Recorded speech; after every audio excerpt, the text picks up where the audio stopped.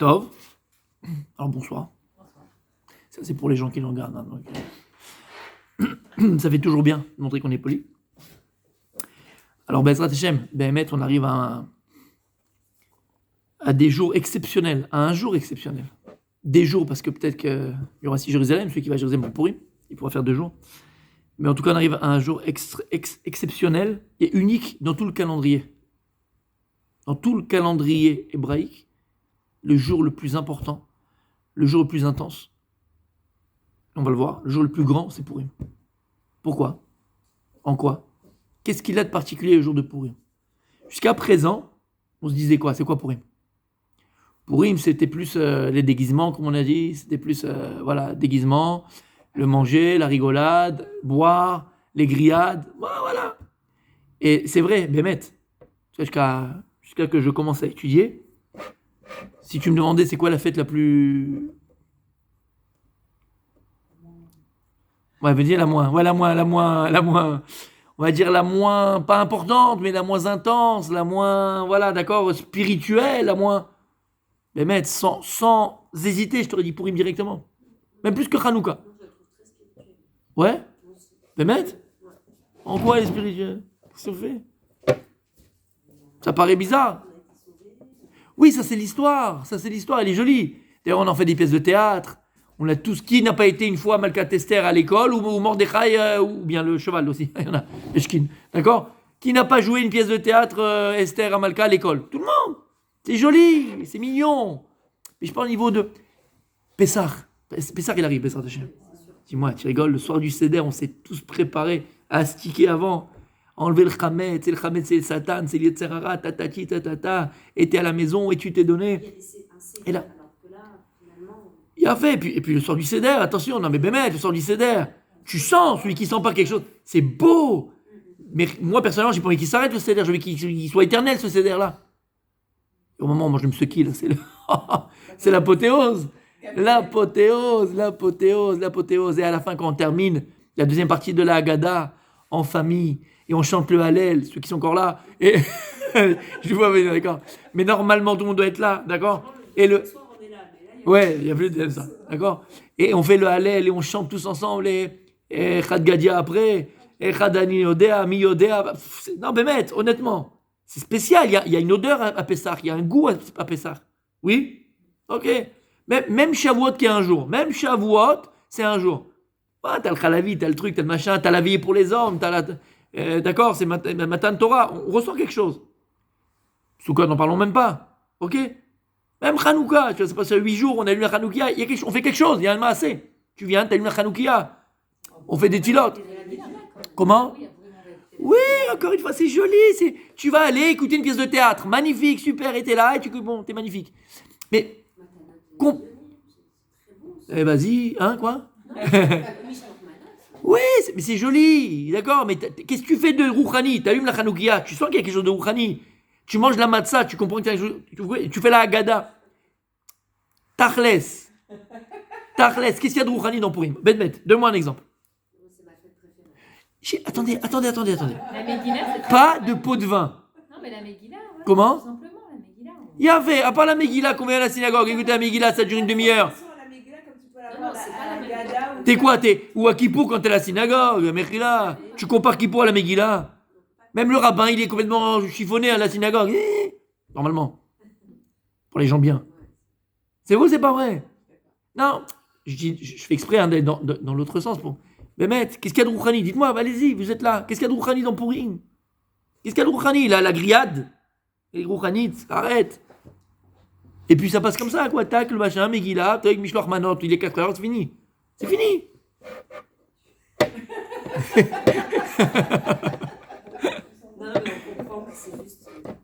Oui, on se connaît maintenant. Mais malgré tout, c'est une vraie question que je vous pose. C'est pas Stam. Ah. Vous comprenez ce que je veux dire? Non? Vous n'êtes pas d'accord avec moi? Je sais pas, peut-être que je m'en fous tout seul. C'est possible. Moi, je sais pas. Alors tout ça, c'est avant d'avoir étudié, avant d'avoir compris c'est quoi Pourim, tout ça. Mais c'est vrai, a priori, qu'est-ce qu'il y a de Pourim? Qu'est-ce qu'il y a de particulier à Pourim? C'est bizarre. Cette année du jeûne. Comment? Le jeûne, quand même. Oui, c'est spirituel. Magnifique. Ah, tu sais quoi? Je sais même pas si on va faire le cours que j'ai prévu de faire, mais c'est pas grave, parce que c'est magnifique, on est dedans. Le jeûne. Allez, vas-y, tu parles du jeûne. On peut faire un jeûne. C'est mercredi, ça, cette année? Ouais. Ok, on va jeûner. Magnifique. Pourquoi on jeûne? Pourquoi on jeûne? En souvenir? De ce qu'elle a fait Esther. Bien fait. Je ne sais pas si vous savez, mais ce jour-là, quand elle a jeûné, elle portait des chaussures vertes, Esther. Verte. Vertes, chaussures vertes. Pourquoi on met pas des chaussures vertes aussi? J'en ai. Non, mais Ouais, je vois. parce qu'il n'y a pas de signification, alors que le jeûne, il a une signification quand même. Ah, là on ressent le Rabbi Adam derrière. Allez-y, c'est-à-dire C'est-à-dire qu'il fallait jeûner 3 jours pour pour sauver le peuple juif. Féméon. Vous êtes d'accord avec ce qu'elle a dit ou attention? Vous êtes d'accord? Moi, je ne contrarie jamais rabbinite. D'accord, vous êtes d'accord? Et Féméon. Vous connaissez tout le film de la Megillah? Vous avez vu le film jusqu'à la fin? D'accord. Pourquoi est-ce qu'on jeûne à Tisha B'Av? La destruction du temple. Destruction du temple. Et alors? Il a déjà été détruit. Hein? Lui, il a déjà été détruit. D'accord, et alors? Moi, Pourquoi on jeûne? c'était pour pas qu'on se détruise. Non, pourquoi on jeûne? À Tisha B'Av. Pour se rappeler ce qu'on nous a enlevé. Pour se rappeler que ce qu'on a enlevé? C'est un deuil. C'est un deuil. C'est un deuil. Idem? Comme Ce que vous dites, c'est vrai aussi, mais c'est plus que ça. Pourquoi on jeûne? Parce qu'il n'est pas reconstruit. Et pourquoi il n'est pas reconstruit? Parce qu'on est responsable.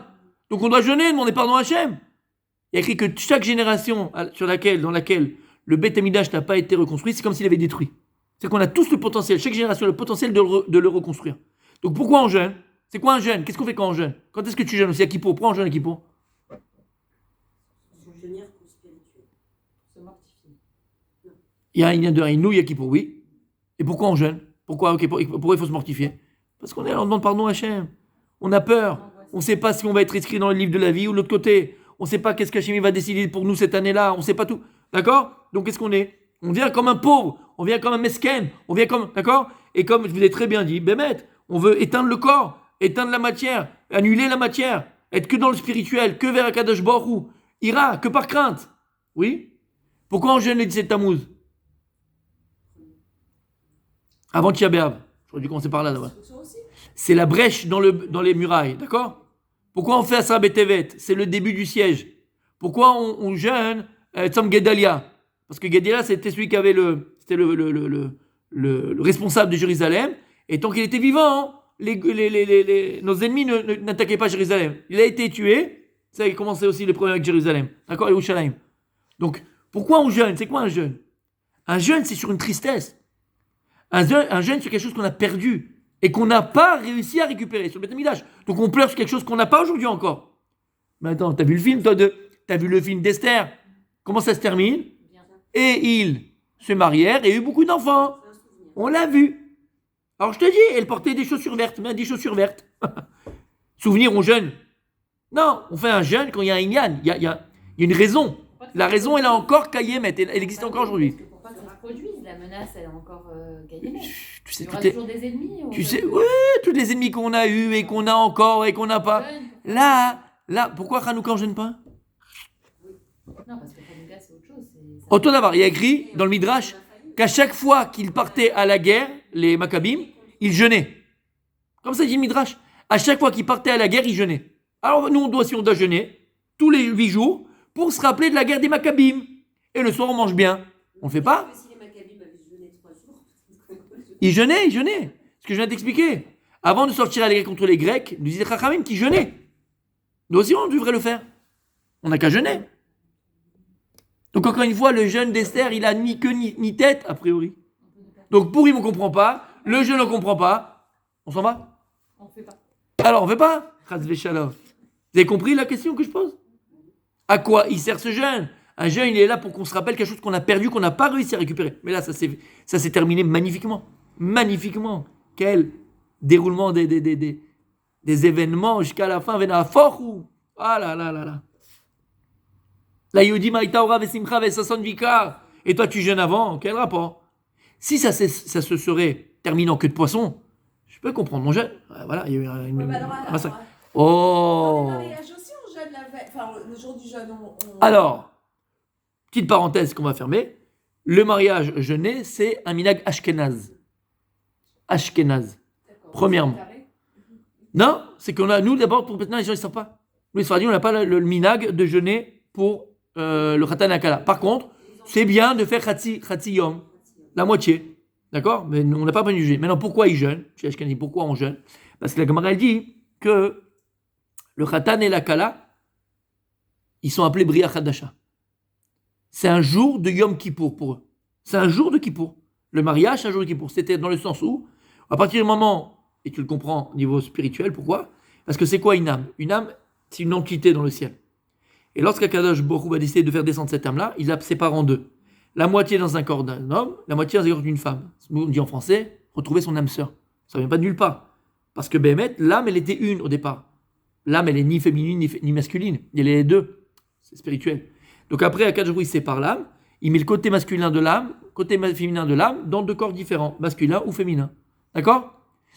Et donc, lorsque le mari, le garçon et la jeune fille se retrouvent pour se marier, alors en vérité c'est une Bria Khadasha, c'est une nouvelle création.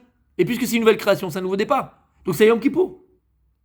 Comme un bébé qui vient de naître. Tous les ardoises sont remis à zéro. Et qu'est-ce que tu fais à Kippour? Eh ben tu jeûnes, voilà. Ben, c'est pareil, c'est pour ça qu'ils jeûnent les Ashkenazim. D'accord? Ok, alors pourquoi on fait le jeûne d'Esther? Quoi il sert? Il y a plein de choses qui ne vont pas revenir. Des boutons, plein de choses qui ne vont pas revenir. Nous, on le fait déjà à Tisha B'Av. Quand on fait à Tisha B'Av, pour pas qu'il y ait d'autres malheurs, on pleure sur ça.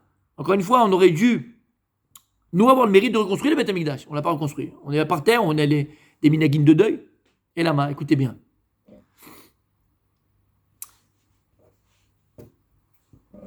On a lu ce Shabbat, Parashat Zachor.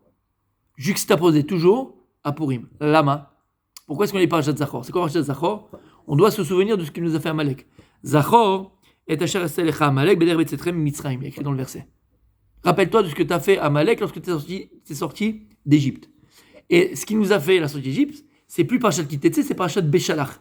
Et Parashat Beshalach, entre autres, c'est la sortie d'Égypte. Veille Bécher la parole, lorsque Paro décide de nous laisser partir. Shiratayam, Kriyat Yamsouf, dans Parashat Beshalach, c'est l'apothéose. Am Israël traverse la mer Rouge, et là il y a un problème. Quel est le problème? Il n'y a pas d'eau. On ne peut pas boire. Ils ont été 3 jours dans le désert sans boire. Donc imagine, femmes, enfants, vieillards, tout le monde, il n'y a pas à boire. Et là, l'Am Israël se révolte contre Hachem. Se rebelle contre Hachem. Il y a plusieurs fois malheureusement. Mais là, se rebelle contre Hachem. Et donc Moshe Rabbeinu, il va jeter un Hetz. Les eaux, parce qu'il y avait des eaux, mais c'était amer. Les eaux vont s'adoucir, ils vont pouvoir boire. Et ils veulent la manger, on va tous mourir, encore une fois, ils vont se rebeller contre Hachem. Et on va appeler l'endroit où ils se trouvent Massa ou Meriva. C'est quoi? L'endroit de la dispute. D'accord? Et ils vont dire une phrase terrible à ce moment-là. Alors ça, ce que je vous dis, c'est en Parashat Beshalach. Ils vont dire une phrase terrible. Haïm yesh Hashem bikirbenu imain. Est-ce que Dieu, il est parmi nous ou pas? Haïm yesh Hashem bikirbenu imain. C'est terrible. Et on va voir que finalement, c'est peut-être de nous qu'on parle ici, mais on va voir. En tout cas, ils vont dire cette phrase, que Dieu, il est là ou il n'est pas là? Maintenant, Habibi, t'es un fou en fait. T'as vu les 10 plaies sur l'Égypte? Chaque plaie, c'était un miracle. Chaque plaie, c'était un miracle. La plaie de Dame, la première, comment c'était? On arrive à Pessah, Bezrat Hashem. Comment ça s'est passé, Dame? Comment ça s'est passé, Dame?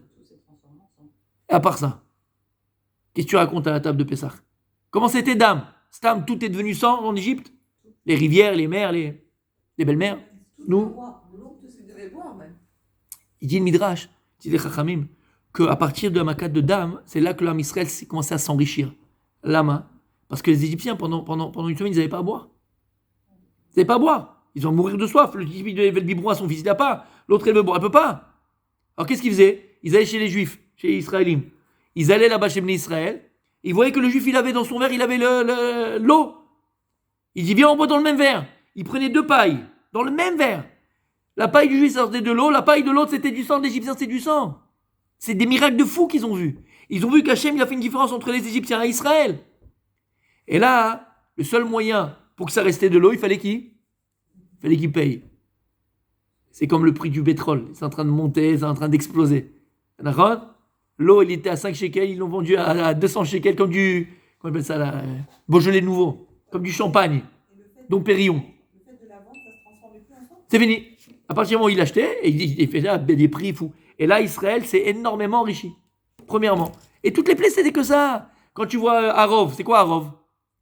Les bêtes féroces. T'avais les lions, les ours, les panthères, les tigres qui sont rentrés dans les villes. Ils voyaient un Égyptien, qu'est-ce qu'il faisait le tigre, le lion? Il le bouffait sur place. Et les Égyptiens devenaient fous. Ils faisaient quoi le lion avec les Juifs, avec le Ben Israël? T'avais les enfants, les petits Moshe, les petits Dan, les petits Réhouven. Ils étaient sur le lion en train de faire du cheval, dada, ils faisaient du dada dessus. Et ils lui faisaient comme les chats et comme les chiens. Ils ont vu des trucs de fou. Et l'apothéose, c'est quoi l'apothéose? Kriyat Yam-Souf. Ce qu'ils ont vécu le Ham Israël, ce qu'on a vécu le Ham Israël, mais Kriyat Yam-Souf, ça équivaut à tous les miracles, on le dit d'ailleurs dans la Gada, à tous les miracles qu'on a fait en Égypte, et tout ce qu'ils vont vivre dans le désert. C'est rien à côté de ça. L'apothéose de tout, c'est Kriyat Yam-Souf. Il n'y a pas eu plus grand que Kriyat Yam-Souf, il n'y a pas eu plus grand. Et après, toi, tu viens, qu'est-ce que tu dis? Tu viens, tu dis que Dieu, il est là, il n'est pas là. Qu'est-ce qu'il y a écrit tout de suite après? Non. Vayavo Amalek leilachem im Israël. Il est venu Amalek faire la guerre contre Israël. Rachi sur place. Regarde ce qu'il dit Rachi. Ça fait la 350 millième fois que peut-être je le lis ce Rachi là. Et j'ai toujours des frissons. Alors écoutez bien. Parce qu'en réalité, c'est l'histoire de nos vies. Rachi pose la question, pourquoi est-ce qu'il est juxtaposé cette phrase terrible, cet épisode terrible où il demande, est-ce que Dieu il est là, il n'est pas là? Et en fait, quand tu demandes ça, qu'est-ce que tu fais en fait? Ça manque de quoi? Ça manque des mounas. Et c'est plus que ça. C'est être renégat, c'est renier Dieu. Aïm Yashachem, tu te poses la question, est-ce que Dieu il est là ou pas? Après tout ce que tu as vécu. Et Rachid dit, pourquoi est-ce que l'histoire d'Amalek est juxtaposée à cet épisode terrible où il se demande où est Dieu? Regardez ce qu'il dit. Vayavo Amalek samar parashazon mikra zelomar. Hachem il vient, il te dit, Tamid ani benechem, umzuman lekol sarkechem. Tamid ani benechem. Je suis toujours parmi vous. En français, je suis omniprésent. Omniprésent. Tamid ani benechem, je suis toujours là. Umezuman lekol sarkechem. Et je suis prêt à venir donner tous les besoins que vous avez. Je suis prêt, je suis là, je suis mouzman, c'est quoi mouzman? Je suis invité à chaque fois, je suis prêt. Je suis prêt à donner tous vos manques, combler tous vos manques. Je suis prêt à donner tous vos besoins. Et vous, maintenant, vous venez et vous me dites, est-ce que Dieu, il est là, pas là? Est-ce que je suis là ou je suis pas là? Chayechem. Vous allez voir. Vous allez voir, le chien, il va venir. C'est Amalek. Il va vous mordre. Donc il va vous faire la guerre. Là, vous allez comprendre la douleur, vous allez ressentir la douleur, et vous allez crier, vous allez me réclamer. Et vous allez dire, ah, Hachem, où tu es? Hachem, sauve-moi, où tu es? J'arrive plus. Mais t'es doué. Et là, vous verrez où je suis. Là, tu vas te rappeler où je suis. Hein? Quand tu vas être dans la galère, tu vas bien te savoir, tu vas te rappeler de moi. Et il dit, Rashi, c'est quoi le machal? Il dit, machal Adam shirki beno al ketefo yatsa aderech. Ça ressemble à un papa qui a pris son fils sur les épaules et il dit, mon fils, on va se promener. Papa, il est parti avec son fils à Disneyland. Et il se fait un kiff. Qu'est-ce qu'il fait? Il prend son fils à Disneyland comme ça. Les papas, ils mettent les enfants sur les épaules pour que le gosse, il kiffe.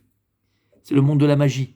Tout est beau, tout est merveilleux. T'as Mickey, t'as Minnie, t'as Pluto, t'as le défilé, t'as le machin. C'est du Spielberg.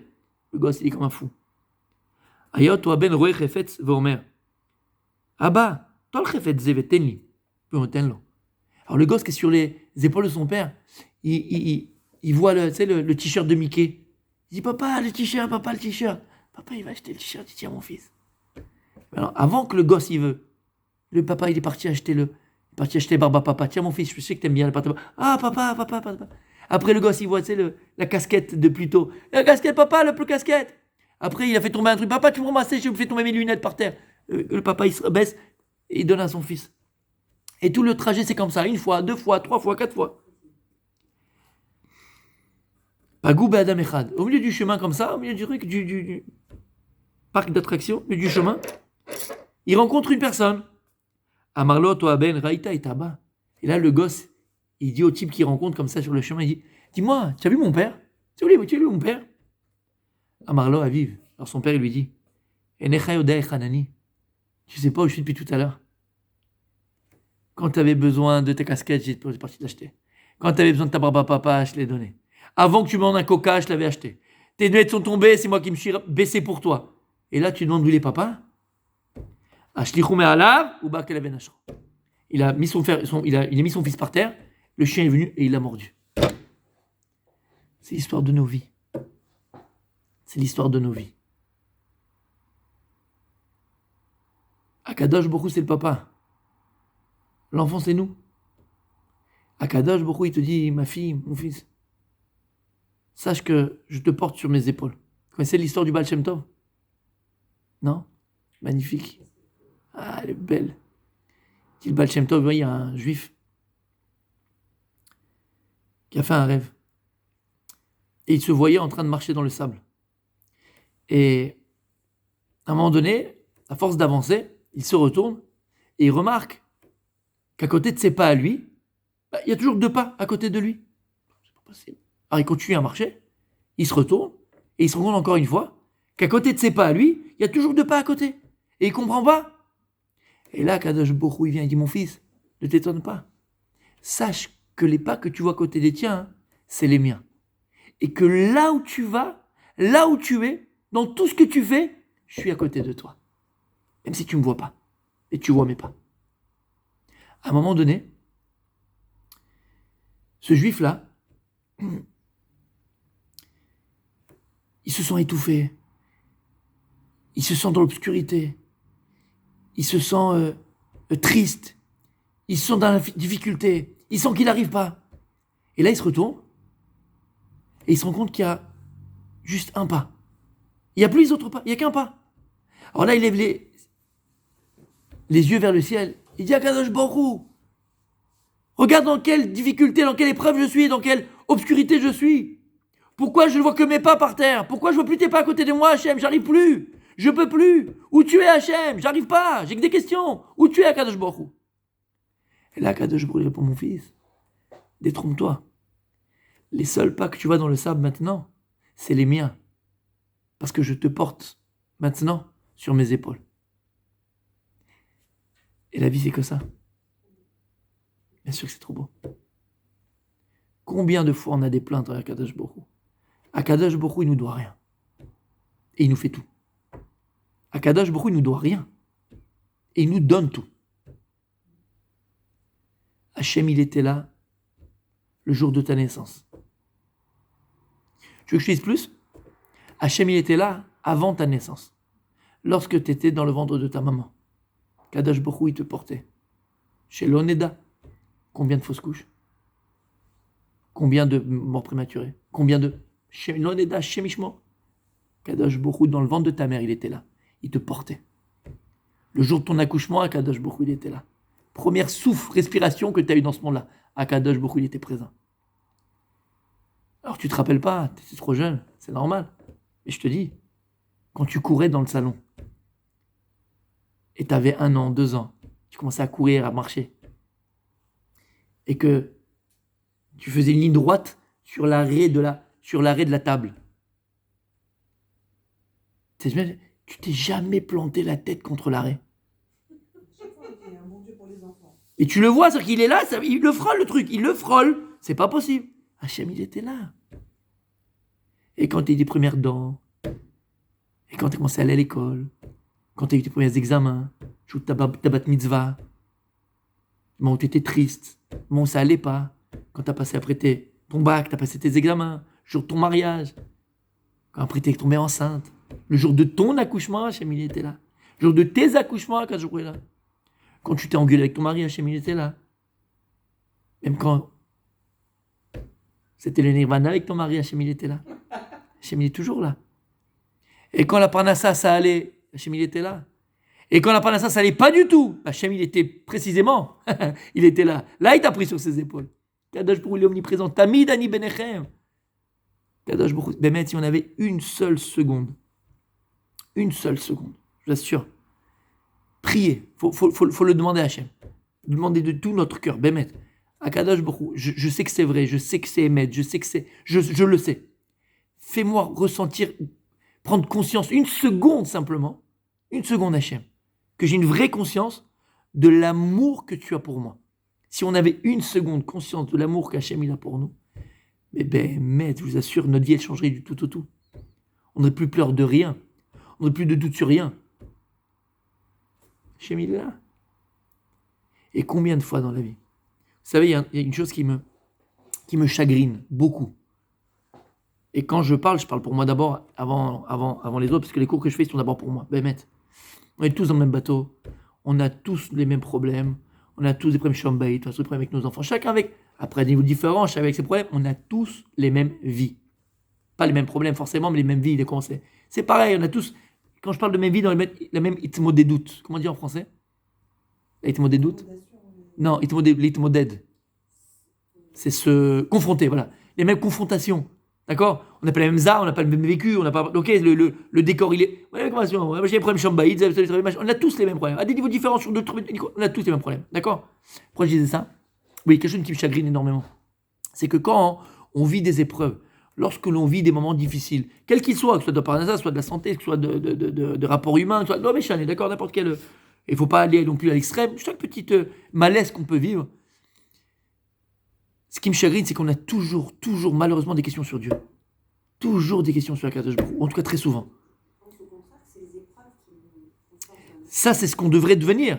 Mais malheureusement, d'accord, le commun des mortels, si on ne se travaille pas, si on ne comprend pas, si on ne le vit pas, voilà, exactement. Exactement. Émet. Mais en tout cas, on a beaucoup de questions sur Dieu. Et le problème, c'est quoi? C'est qu'on n'est jamais capable d'avoir des questions sur nous-mêmes. Et combien de cours on a fait depuis qu'on se connaît, Baruch Hashem? Et qu'est-ce qu'on a dit? On a dit plus d'une fois que ce que je vis, c'est le résultat de mes choix. Et donc, bien sûr, et mes choix, c'est ce que je veux être, est-ce que je veux être, c'est ce que je deviens, est-ce que je deviens, c'est ce que je suis. Donc, arrête de tourner en rond, arrête de chercher des prétextes, il n'y en a pas de prétexte. Et bien au contraire, si t'es pas arrivé plus bas, c'est parce qu'Akadosh Baruch Hu il te soutient encore. Parce que s'il te lâche une seconde, c'est le gars il est là, il fait ah vas-y où t'es. Mais t'es fou quoi? Je te lâche, tu te pannes. Tu comprends ce que je veux dire par là? T'as beaucoup de questions sur Dieu, mais c'est pas ça les questions. Les vraies questions qu'il faut que tu poses, c'est sur toi-même. Maintenant écoutez bien. Il n'est pas magnifique ce Rashi, il n'est pas extraordinaire. Parce qu'en réalité, c'est l'histoire de nos vies. Chaque épreuve qu'on vit, chaque moment difficile qu'on vit, on peut nous-mêmes se poser des fois la question. Bémet. Dieu, est-ce que tu es là? Alors, à des niveaux différents. On n'est pas dans le sens renégat du terme, mais la Emouna, d'accord? Il y a des paliers. La Emouna, c'est un travail de tous les jours. Et qui peut prétendre ici qu'il a une Emouna à 250% et que quand il y a une épreuve qui arrive, quelle qu'elle soit, il est à 100% debout, clair, net. Akadosh Baruch Hu, je sais que tu es là, je sais que tu vas me sauver, je sais que tu vas me protéger, je sais que tu vas me sortir d'affaires. Qui peut prétendre ça? Ça existe, il y a fait méode. Mais pourquoi? Pourquoi tout ça? Qu'est-ce qui crée en nous ce malaise, ce doute, en vérité, ce doute? On doute. Est-ce que, je sais, Hachem, c'est vrai que tu m'as sauvé plein de fois, tu m'as sorti d'affaires plein de fois, sur plein d'histoires, je sais, mais là, quand même, c'est gros. Là, c'est un gros morceau, c'est dur. J'ai les huissiers sur le truc, Hachem, comment tu vas faire? C'est un gros morceau, c'est dur. Donc tu vois que même si tu as vécu des choses et que tu as vu des miracles, qui n'a pas vu des miracles et vécu des miracles, des choses extraordinaires? Tout le monde. Mais rebelote. Quand on est devant l'épreuve, comme si rien n'avait existé pratiquement, et on a encore ce doute-là. Pourquoi? N'oubliez pas d'où on vient, pourquoi on jeûne à Pourim, d'accord? Pourquoi? Parce qu'en réalité, c'est ça la force d'Amalek. C'est le Amalek. Alors, on va voir, il y a deux choses. Il y a Féméra, là on est dans le doute. Amalek. On sait qu'Amalek, comme vous l'avez très bien dit, c'est Gematria, ça fait que c'est le doute. C'est vrai, mais pas que. Amalek, Gematria, dans l'Amérique, 240, ça fait que, mais pas que. C'est quoi aussi? Ram. C'est quoi Ram? Ram Venissa. Les Harim. C'est quoi les Harim? Les Harim. Voilà, soulevé, donc élevé. Ram c'est 240. Il y a un verset dans la Torah qui dit quoi? Vera, non pas Dvarim, non, Sefer Dvarim. Veram levavecha veshacharta et Hashem lokecha. Hashem, il vient, il nous dit, vous allez rentrer en Eretz Israël, vous allez avoir votre pays, vous allez être armé, vous allez avoir votre économie, vous allez planter vos choux. Il y a un grand danger qui vous attend. Un grand danger, faites attention. C'est quoi? C'est qu'à partir du moment où tu as ton armée, tu as ton économie, tu as ton machin, tu as ton pouvoir, qu'est-ce que tu vas penser? Kochi votem yadi. C'est ma force qui a de mes mains qui a construit ça, qui a bâti cette nation, qui a bâti ce pays-là. C'est la force de mes mains. On a des avions, on a des tanks, on a machin, on a ce qu'il faut, on a notre tête, on est fort. C'est écrit dans la Torah. Veram levavecha. Attention à ce moment-là. C'est quoi Veram levavecha? Ton cœur, il va s'élever. On appelle ça en français de l'orgueil. Tu vas commencer à avoir de l'orgueil. Orgueil sur qui? Sur toi-même. Veram levavecha. Veshacharta et Hashem lokecha. Tu vas oublier Akadosh Baruch ton Dieu. On n'a pas besoin. On est comme toutes les nations du monde. On se fait très bien. On va même dans l'espace. On va même dans l'espace. On envoie des satellites. On n'a pas besoin de toi, Akadosh Baruch. On se débrouille très bien sans toi. Amalek, Ram. Le symbole même d'Amalek, la notion même d'Amalek, c'est l'orgueil. Écoutez bien ce qu'on dit maintenant. Le défaut, en français on dit défaut, mais la midara'a, le défaut, qui est le socle de toutes les mauvaises midotes. Toutes les mauvaises midotes, c'est l'orgueil. Parce que par orgueil, tu peux voler. Par orgueil, tu peux mentir. Par orgueil, quand je te parle de voler, d'accord? C'est quelqu'un qui est orgueilleux. Regardez à quel écart. La Gemara dit que Hachem il s'exprime. Hachem il dit, dans Sota, il dit Hachem, moi et l'orgueilleux, nous ne pouvons pas vivre dans le même monde. Bah oui, parce que l'orgueilleux c'est quoi? L'orgueilleux c'est quelqu'un qui est imbu de sa personne. Quelqu'un qui ne laisse de place à personne d'autre que lui à exister. C'est l'inverse, complètement, entièrement d'Hachem. Puisqu'Akadosh Baruch Hu, il est tout. Yud Kei Vav Kei, c'est le nom infini de Dieu. Hachem, il est tout. Il est infini. Et Akadosh Baruch Hu, pour laisser quelque chose exister par rapport à lui, qu'est-ce qu'il a fait Akadosh Baruch Hu? Kaviachol, exactement, il s'est retiré. Comme on dit, Hachem il est Makom, un des noms de Dieu, c'est Makom, Lama, qui ou Mekomo Shel Olam. Il dit le Maral de Prague, Dieu ou Mekomo Shel Olam, Ben Olam Mekomo. C'est-à-dire que Dieu est la place du monde, et le monde n'est pas la place de Dieu. Chas Shalom, pas penser qu'il y a le monde, et le monde contient Dieu. Non. Il y a Dieu, et Dieu contient le monde. C'est-à-dire que le monde est contenu en Dieu. Mais pour que le monde puisse exister, puisque Dieu il était tout, il n'y a pas la place à autre chose que lui. Qu'est-ce qu'il a fait à Kadosh Baruch Hu? Kabiachol il s'est retiré. Il a laissé un makom, et la place que Dieu il a laissée, c'est la place qu'il a laissée au monde pour exister. Et c'est vrai dans tous les rapports humains. On doit ressembler à Dieu. C'est que pour laisser l'autre exister, dans un couple par exemple, on l'a dit plus une fois, on y a deux. Mais parfois, il y a un qui veut plus exister que l'autre. Hein? Alors qu'est-ce qu'il fait? Il étouffe. Pour que l'autre puisse exister, soit la femme ou le mari, il faut lui laisser sa place. Et la place que tu donnes à l'autre, c'est aussi son kavod. Ça, honorer l'autre. Quand est-ce que tu vas honorer l'autre? Quand tu lui donnes sa place. La place que tu lui donnes, c'est sa source d'existence. Qu'est-ce qu'il a fait à Kadosh Baruch Hu? Il s'est retiré. La place qu'il a laissée, c'est la place que le monde a à exister. C'est pour que Dieu il appelait Makom, genre Mekayem. Hachem, il fait exister le monde. Comment? En se retirant. Kaviachol Akadosh Baruch Hu, il s'est mis de côté. Et ça, c'est l'antithèse complètement de l'orgueil. Ça, c'est la base, c'est même pas la base, c'est la définition de l'humilité. La définition de l'humilité, c'est laisser aussi la place à l'autre. C'est pas que tu n'existes pas, c'est que tu n'es pas, bien au contraire. Plus tu es grand, plus tu es fort, plus tu es, et plus tu pourras laisser la place à l'autre. C'est clair? Il a fait mode. C'est pour ça que Hachem il dit, moi et l'orgueilleux, on ne peut pas vivre dans le même monde.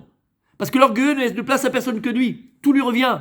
Et ce que je disais, la mida, le défaut le plus grand, c'est l'orgueil. Parce que l'orgueil, il amène à toutes les mauvaises choses, toutes les mauvaises midotes. Comme je dis, au vol, le type, puisqu'il pense que tout lui revient, même la femme de mon voisin, elle me revient.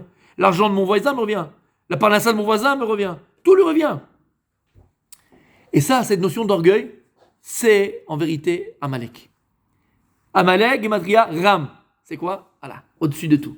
Ram. Et c'est pour ça qu'Akadosh Baruch Hu, il dit, vous effacerez le souvenir d'Amalek. Parce que Dieu ne peut pas vivre avec l'orgueilleux. Et la notion d'orgueil dans les peuples de la terre, c'est Amalek. Donc Dieu, Kaviachol, ne peut pas vivre avec Amalek. Si Amalek, il est là, Dieu ne peut pas vivre avec lui. Il ne peut pas vivre dans le monde. Tant qu'Amalek il est Kayam, Dieu ne peut pas exister. Kaviachol ne peut pas reposer dans ce monde-là. Vous comprenez? Et ça, c'est la notion d'Amalek. Maintenant, Aman de qui il vient? Aman à Agagi. Agag, c'est le premier roi d'Amalek. Aman, écoutez bien, c'est Amalek. Cette même notion. Et Aman, il sait. Aman, il sait très bien que pour détourner, pour délier le Ham Israël de son Dieu, d'Akadosh Borou, Melech Malchei Amlachim, alors il va lui envoyer un venin, il va le mordre comme un serpent. Pourquoi le serpent? Comme un serpent. Quel venin il va faire entrer dans l'Am Israël, Aman? L'orgueil. Puisque Dieu ne peut pas opposer. Hachem ne peut pas opposer sur l'orgueil, c'est pas possible. Akadosh Borou, il s'en bat. Comment? Il dit que, d'où on voit d'abord que Aman lui-même avait cette notion d'orgueil de Amalek. Il dit qu'Aman, il avait décrété que tout le monde se prosterne devant lui. Comme Avodah Qu'est-ce qui tu es? C'est tout le monde se prosterne devant moi. Je suis Ram, je suis au-dessus de tout le monde. Il a dit à Achashverosh, regarde ce que tu vas faire. Regarde ce que tu vas faire. Tu vas faire un festin et on va inviter aussi tous les juifs. Alors vous savez que l'époque de Mordechai et Esther, c'est l'époque de Anshe Knesset Agdola. C'est les sages de la grande assemblée. Juste pour que vous compreniez qui c'était, c'est eux qui nous ont donné le Nossar de la Tfila. Pour comprendre. Et tous les secrets qui sont écrits dedans. Donc on ne parle pas de rigolo, c'est des monstres. Monstre, c'est un petit mot. Et chacun l'a reçu dans sa boîte aux lettres. Invitation privée. Et sur la carte, qu'est-ce qu'il y a écrit? Ateret Roshenu, Morenu, Verabenu, Agaon, Ayachid, Amiyuchad. Je traduis? Agaon, l'intelligent, le beau, notre couronne de notre sagesse, le plus grand sage de tous les sages, le plus. Et le gars, qui a ouvert l'enveloppe, qui a eu l'enveloppe. Ça fait du bien. Ah, que je m'aime. Ça fait du bien. Le plus grand danger, c'est le kavod. Le plus grand danger, c'est le kavod. Et donc, ils ont commencé à monter la sauce. Regarde comment Achashverosh, il parle de moi. Et là, Mordechai, il est venu les voir. Il dit, les amis, personne ne va là-bas. C'est un coup monté. Arrête. Regarde comment il nous honore. Regarde comment il nous aime. C'est un peu la flamme de la fontaine. Le corbeau et le renard. Allez, flatte. Comme tu es beau, comme tu es grand, comme tu es intelligent. Et là, le gars, il se sent plus. Waouh. Mordechai, il a dit, c'est un coup monté. N'allez pas là-bas. Mais il a dit, on a reçu, regarde, il y a écrit, tout est badat, tout est machin, tout est la khumra. Il y a le mashgiar qui est là-bas, il y a tout ce qu'il faut, c'est séparé hommes et femmes, t'es un fou. Bien sûr qu'il faut qu'on y aille, nous aussi on participe, machin. Un contre tous, il était Mordechai. Un contre tous. De qui vient Mordechai? Quel chevet? Binyamin. Binyamin, c'est le tout petit de Yaakov. Binyamin, lorsqu'ils sont allés chez Yosef, il ne sait pas que c'était Yosef encore, d'accord? Ils sont allés pour aller apporter à manger. Yosef, il a mis dans son sac la coupe de Yosef. Et il a dit, vas-y, va les chercher, comme ça on va faire l'entourloupe. Et ils ont dit, on n'a déjà pas volé, personne n'a volé, ça va pas, on n'a pas volé, on n'est pas des voleurs. Qu'est-ce qui s'est passé? Ils ont trouvé où ça? Dans la truc de Binyamin. Et Chachamim nous disent, la camarade vient nous raconter, qu'ils ont commencé à frapper Binyamin. Ils l'ont frappé. Voleur, fils de voleur. Déjà, ta mère, elle avait volé les téraphim de Lavan, de ton grand-père. Vous connaissez l'histoire avec Rachel? Non?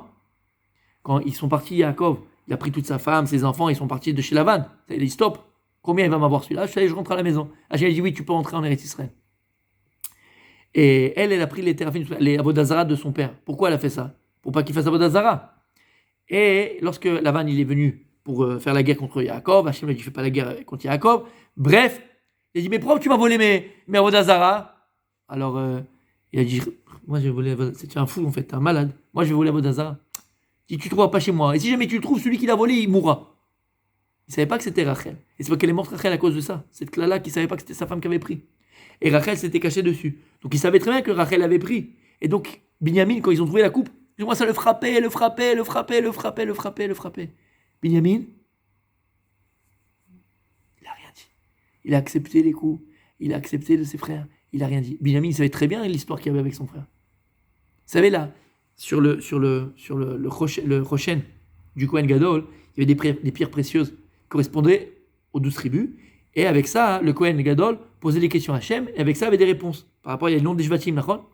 La pierre précieuse de Binyamin. C'est comment elle s'appelle? Non? Yashpé. Yashpé, c'est le nom, Yashpé. C'est quoi Yashpé? C'est Yeshpé. Yeshpé. C'est qu'il a une bouche, il peut dire, il peut raconter à son père, papa, tu sais pas, ils ont vendu Yosef. Le symbole de l'humilité, c'est qui? C'est Binyamin. Et c'est pour cette raison que disait Chachamim, qu'Akadosh Borou va choisir le chelek, la part de Binyamin en Eretz Israël pour construire le Beth Amikdash. Pourquoi? J'ai dit, moi je choisis que l'humble, que celui qui a l'humilité. La même manière que j'ai donné la Torah à mon peuple, ni sur le Mont Blanc, ni sur le Kilimandjaro, ni sur l'Himalaya, où j'ai donné la Torah, sur la plus petite des montagnes, sur le Har Sinaï. Parce que moi j'aime celui qui est humble. Moi j'apprécie celui, je chéris celui qui a l'humilité. Alors pareil, où le Beth Amikdash il peut être? Il va aller chez non. Sur celui qui était plus humble de toutes les tribus. C'est qui? Binyamin. Donc tu vois que Mordechai, il avait cette humilité. Il venait de Binyamin, il venait du chevet de Binyamin. Il avait cette force et ce corps qui va venir contrer la force de Amalek qui est l'orgueil. Et c'est pour ça qu'Aman, il a dit à Achashverosh encore une fois, fais le festin comme ça, fais le machin, et à la fin, qu'est-ce qui s'est passé? Vous savez très bien. Ils ont commencé à boire, ils ont commencé à enlever les mechitzot, ils ont fait venir les danseuses arabes, ils ont mis les billets au milieu, hop, plus de billets, plus rien du tout, c'est parti, ils ont fauté. Ils ont fauté à Shemishmo. Ça a commencé à cause de quoi? L'orgueil. On peut suivre leur commandement, du coup? Oui, bien sûr, ils sont tombés. Mais on ne sait pas, Dafkan Sheikh, c'est cet Agdola, eux, peut-être, mais ils ont mis avec tous les juifs avec eux. Et ceux qui étaient très fragiles, à cause d'eux, ils sont tombés. Eux, sûrement pas. Eux, ils ne sont pas tombés. Mais tous les juifs ont participé à ça. Mais s'ils avaient dit, on n'y va pas, tout le monde aurait quitté. Donc eux, ils ont permis. Ça a amené, ils sont responsables. C'est eux qui prennent en premier. Donc encore une fois, vous voyez, l'essence même, le corps d'Amalek, c'est l'orgueil. Et en vérité, on a dit, il y a le Amalek, c'est le doute, et c'est pour ça qu'on se pose des questions, on n'arrive pas quand ça va pas. Mais il y a une autre phase d'Amalek. C'est quoi? C'est de se dire que, tu sais quoi? Finalement, Kadosh Borou. C'est vrai, quand j'ai fait l'Aliyah, j'avais besoin d'un petit coup de pouce, ça va, t'étais là, mais après, ça va, ça roule comme sur des roulettes, tout va comme sur des roulettes. Nous-mêmes, on peut avoir Amalek. Et c'est qui Amalek? C'est que chaque nation, elle a son malach qui est lui préposé. Et il dit le Harizal, que tant que le malach là-haut, il n'est pas tombé, s'il se fait la guerre avec une autre nation, la nation en bas ne peut pas tomber. Ça commence par une guerre entre malachim, entre anges. Et si jamais le malach, un des deux malachim, gagne l'autre, celui qui a été vaincu, la nation, elle tombe sur terre après. D'accord? C'est qui le malach d'Israël? Dans le ciel. C'est qui le malach d'Israël? Non? Michael. Michael, Sar Israël, il est appelé. C'est qui le malach d'Amalek? C'est qui le malach d'Amalek? Non? On le connaît tous. C'est le meilleur ami de l'homme après le chien. Ou avant le chien. Meilleur ami de l'homme avec un grand H. Meilleur ami de l'homme avant le chien. Toujours pas? Birvodo beatzmo. Lui, son honneur. Le Satan, le Samech même. C'est le Satan. Le malach dans le ciel d'Amalek, c'est le Satan, c'est Yetzara, c'est Amalek. Et il dit des Chachamim, il dit le Khatam Sofer, le Shlakadosh. C'est pour ça que c'est très dur de combattre Amalek. Parce qu'Amalek, c'est pas simplement un peuple. C'est quoi en vérité? Ou à Satan Atzmo, il est à l'intérieur. Et c'est pour ça en vérité, quand tu fais tchouva, tu l'annules, tu l'effaces. Mais dès que tu retombes, qu'est-ce que tu fais? Tu redonnes une force. Et donc c'est sans fin. C'est sans fin. Le Amalek, il est en toi. Le Satan, il est en toi. Il a ces deux forces. Du doute et surtout de l'orgueil. Hachem, j'ai pas besoin de toi. J'ai pas besoin de la Kadosh Baruch Hu. Mon couple, il va très bien. Papa Nassa, c'est nickel. J'ai besoin de toi, moi. Une fois, j'ai eu besoin, quand j'étais en France, ça va. Quand le petit était malade, mais ça va, c'est bon, le petit. C'est bon. J'ai pas besoin de toi. Et regardez, comme c'est magnifique. Regarde comme c'est magnifique, on a bientôt fini, Bezrat Hashem. L'histoire se répète. C'est qui Aman? C'est Amalek. C'est qui Amalek? C'est le Satan. C'est l'Yetzara. Et c'est qui l'Yetzara? C'est le Nachash HaKadmoni. C'est le serpent de Bayeshit. Aman a voulu faire fauter Israël par orgueil. Parce qu'il sait très bien que si une personne, et si l'âme Israël rentre dans l'orgueil, Akadosh Baruch Hu ne peut pas vivre dans le même monde que l'orgueilleux. Akadosh Baruch Hu, il s'en va, il ne peut pas rester chez toi, il ne peut pas rester avec toi. On n'a plus de protection. Lorsque le Satan, le Yetzara, le Nachash a le premier serpent, hein, il a voulu faire tomber Adam Arishon et Chava. Vous savez comment il a fait tomber Adam Arishon et Chava? Non? Disent les Chachamim, il est venu voir Adam Arishon. Il dit, c'est pourquoi Dieu ne veut pas que tu manges de l'arbre? Il a dit non. Mais pourquoi il a dit non, Dieu? Je ne sais pas. Parce que lui-même, il a mangé de l'arbre. Et après qu'il a mangé de l'arbre, il est venu Dieu. Donc il sait très bien que si tu vas en manger, tu seras toi aussi Dieu. C'est quoi ça, mes amis? Kfira, Avodazara, orgueil, je vais comme toi, plus haut que toi. Le serpent, il a fait tomber Adam Arishon par orgueil. Kofer c'est renégat. Avodazara, l'idolâtrie, idolâtre de qui? De lui-même, de sa personne. C'est pour ça que la Gemara pose la question à Merced Roulin. Aman minatora minaïn. D'où on voit Aman qui est écrit dans la Torah. Après, d'où on voit Esther, d'où on voit Mordechai, d'où on voit Moshe Rabbeinu, que les quatre. D'où on sait Aman de la Torah?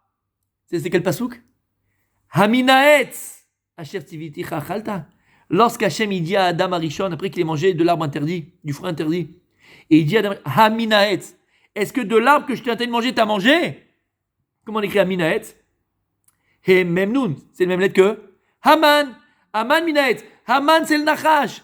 Haman c'est le serpent le premier qui a fait tomber Adam Arishon par orgueil, par idolâtrie. T'as compris? Oui? Il a fait mes rôles. Maintenant écoutez bien. C'est pour ça que lorsque Moshe Rabbeinu, Parashat Beshalach, va faire la guerre contre Amalek, il va dire à Yehoshua,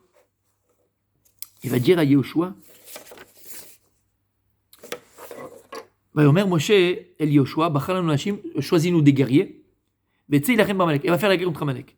Machar anochi nitzav al rosh hagiva, umatei Elokim beyadi. Il a dit, on va faire la guerre contre Amalek, donc Hachem a demandé à Moshe de faire la guerre, il dit à Yehoshua, et il a dit à Yehoshua, moi je prends des guerriers, moi je vais monter sur la colline, et avec le bâton de Elohim dans mes mains. Vous connaissez toute cette histoire? Ouais. Quand Moshe il levait les mains, alors Israël y gagnait. Quand Moshe baissait les mains, alors Israël perdait. D'accord? Et la question elle se pose. Pourquoi il dit Umate a Elohim beyadi? Et je vais monter avec le bâton d'Elohim, de Dieu, dans mes mains. Je vais bien savoir à quoi il va monter. À quoi il sert le bâton d'Elohim? Et pourquoi il dit Elohim? Elohim c'est midatadin. Elohim non, Elohim c'est la rigueur. Et pourquoi il dit beyadi dans mes mains? Où il va être? Sur ta tête?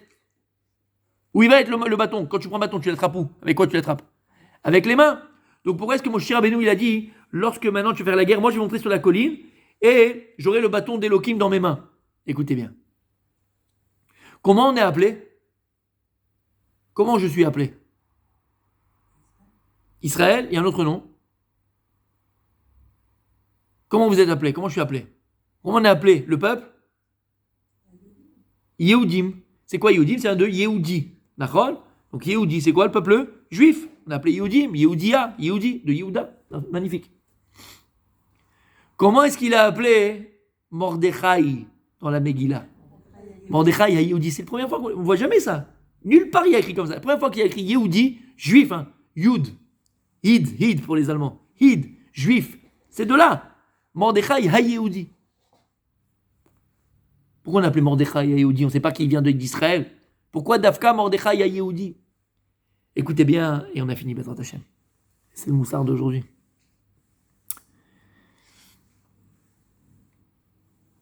Le plus grand exemple d'humilité et d'anava, c'est qui?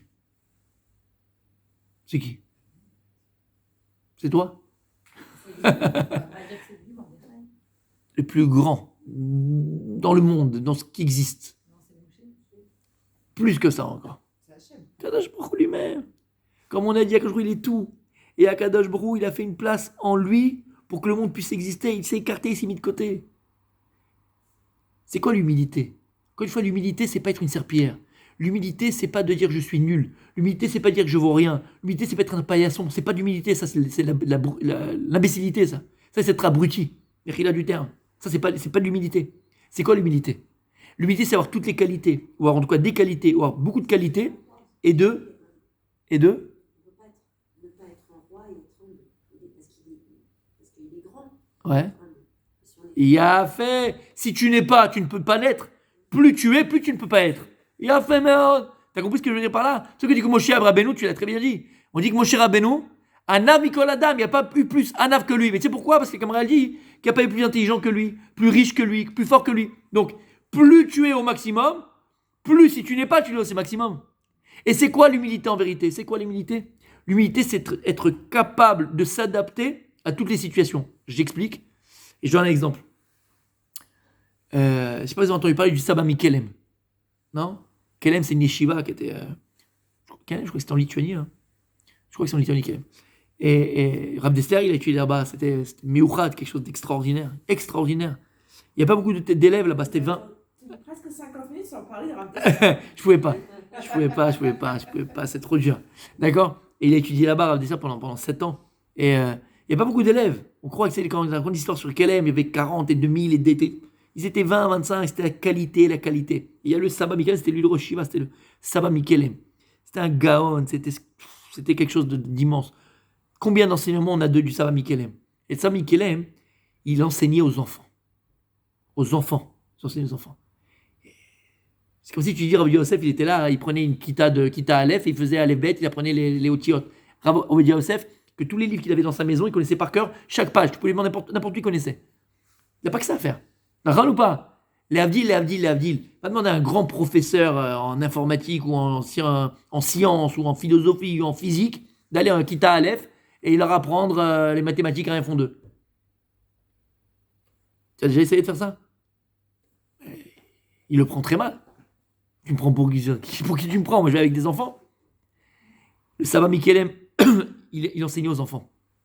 Et ils sont venus le voir, quoi, les talmidim machin. Ils ont dit, bon, c'est pas Kavod, hein, tu peux pas, c'est aux enfants. Toi qui nous fais des cours, mais on a des trucs, on est dans les avec les malachim, et tu fais des gosses. Ils voyaient ça comme quelque chose de pas Kavod pour le Rav. Écoutez bien. Et il les a balayés d'un trait, ils les ont balayés. Il a dit pourquoi? D'abord, eux, ils ont encore plus besoin de moi. Et de la même manière que je dois enseigner à toi, je dois enseigner à lui, je dois enseigner à lui, je dois enseigner à lui. Mais qui est capable de faire ça? Qui est capable d'enseigner à des enfants alors qu'il a une sagesse, une Torah, où il parle avec les anges? Qui est capable de faire ça? Quelqu'un d'humble. Parce que quelqu'un qui est humble, il connaît sa place. Et il est capable de s'adapter à tout public. Il peut, et il doit, et il va s'efforcer, avec la même entrain, avec la même amour, avec la même volonté, avec le même ratson, que ce soit un enfant de 5 ans qui comprend que dalle, ou quelqu'un de 40 ans qui comprend que dalle, ou quelqu'un de 60 ans qui comprend beaucoup. L'homme est chané. Et il va adapter son langage, il va adapter, parce qu'il voit la matara. Il voit pas son kavod, il voit pas sa personne. Il voit la matara, il voit le but, il voit le pourquoi. Ça, c'est quelqu'un d'humble. Quelqu'un d'humble, et c'est ça Moshe Rabbeinu. Moshe Rabbeinu était capable d'enseigner, parler au malachim, monter 40 jours, 40 nuits, et prendre le petit Rouven, et lui faire Aleph Bet, et lui faire... Il était capable. Pourquoi? C'est Torah, c'est Ben Israël. Vous comprenez c'est quoi l'humilité? Et le plus grand exemple d'humilité, c'est Akadosh Baruch Hu. Akadosh Baruch Hu, il est Yud Ke Vav Ke. Et c'est quoi Yud Ke Vav Ke? C'est le tétragramme, c'est l'infini. Dieu, il est infini. Comment? Et là, hein, c'est pas pour nous rabaisser, mais un être de chair et de sang, de poussière, bouffé par les vers après 120 ans, quoi. D'accord? Kadosh Baruch Hu, il va parler à un être humain. Il va se rabaisser à un être humain. Qu'est-ce qu'il fait à Kadosh Baruch Hu? Qu'est-ce qu'il fait à Kadosh Baruch Hu? Il se rabaisse pas pour lui. Il te parle? C'est tout? Qu'est-ce qu'il fait à Kadosh Baruch Hu? Le cours, on l'a fait maintenant. Qu'est-ce qu'il fait à Kadosh Baruch Hu? Se retire. Qu'est-ce qu'il fait, Kadosh Baruch Hu? Il te prend sur les épaules. Il te prend sur les épaules, même si t'es sale, même si t'as la couche. Il te prend sur les épaules. Mais là, on est propre. On est 100%, nous. On est clean. On n'est pas clean. Chacun à son niveau, on n'est pas clean, malheureusement. Malheureusement, il y a le Savarat, Satan, le Malek. Et il te prend. Donc l'infini de Dieu, c'est Yud Ke Vav Ke. Mordechai, ha-Yehudi. D'accord? Regardez bien, vous êtes avec moi? Et c'est la cerise sur le gâteau. Quand tu prends le nom d'Akadosh Baruch Hu, Yud Ke Vav Ke, qui est l'infini de Dieu, ça c'est l'orgueil, c'est pas l'orgueil dans le sens orgueilleux, hein, mais c'est l'infini, c'est l'immensité, c'est l'infini.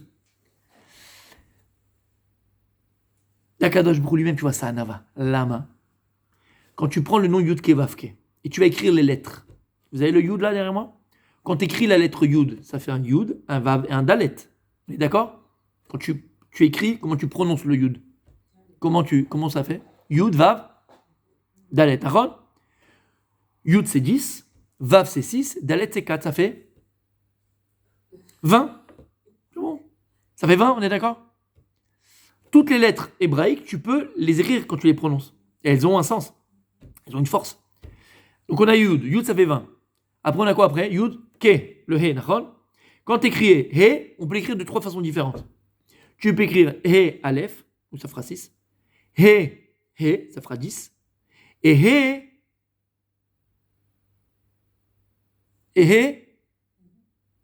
nous, Yud, He, Yud, ça fait 15. Il y a 3 façons d'écrire. Donc même si tu prends la valeur la plus grande que tu peux écrire le He, tu arriveras toujours à maximum à 15. Et ensuite on a le Vav, parce qu'on a le dernier He, mais c'est le même V. On a ensuite le Vav.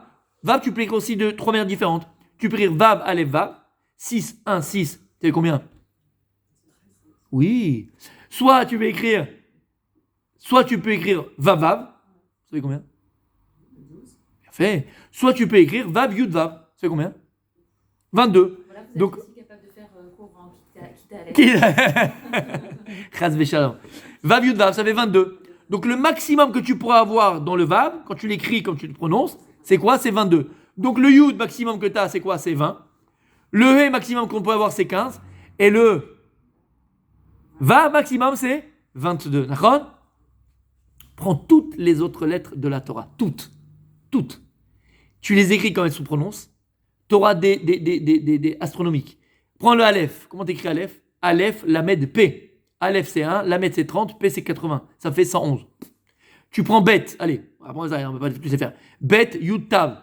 Bet 2, Yud 10, Tav 4. Ça fait 412. Donc c'est des chiffres astronomiques. Les 3 lettres les plus némouchotes, quand tu prends le milouï, le milouï, l'entité de la lettre, c'est le Yud, le Ke et le Vav. Et c'est pour ça qu'Akadosh Baruch Hu, dans sa infinité, tu vois son humilité. Shabbat. C'est pour ça qu'on appelle Mordechai à Yehudi.